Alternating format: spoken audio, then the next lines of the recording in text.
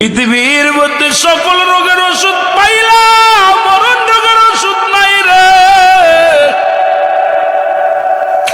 এই রোগের ওষুধ পৃথিবীর কোনো ডাক্তার দিতে পারবে না, পৃথিবীর কোনো এমপি দিতে পারবে না, কোনো মন্ত্রী দিতে পারবে না। তুমি যেখানেই থাকো না কেন আজরাইল তোমারে খুঁজে বাইর করবে। মুসলমান শোনো, সব চাইতে সহজ মৃত্যুটা হয়।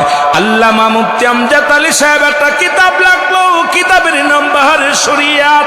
এই কিতাবের মধ্যে উনি লিখতে যা বললেন, দুনিয়ার মানুষ শোনো, সব চাইতে সহজ মৃত্যু যেটা হয়, 70টা তাজা উটের গায়ের চামড়া জবাই না করিয়া উল্টো দিকে টান দিয়া লবণার মরিচ লাগা দিলে যতটুকু যন্ত্রণা হয়, এর চাইতে 70 গুণ যন্ত্রণা হলো একটা সাধারণ মৃত্যু।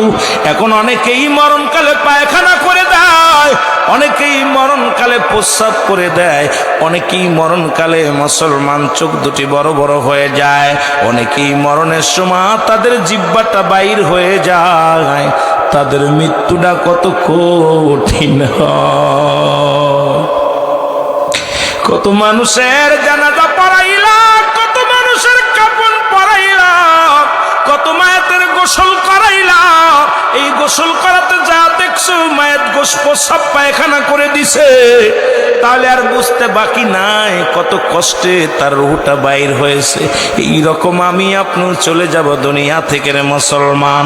এই জন্য মরণের আগে মরে দেখো একবার, চোখ দুটি বন্ধ করে দেখো, পৃথিবীর কেউ তোমার নয়। একটু চিন্তা করো, জোরে জোরে চিল্লায় বলেন আল্লাহু আকবার।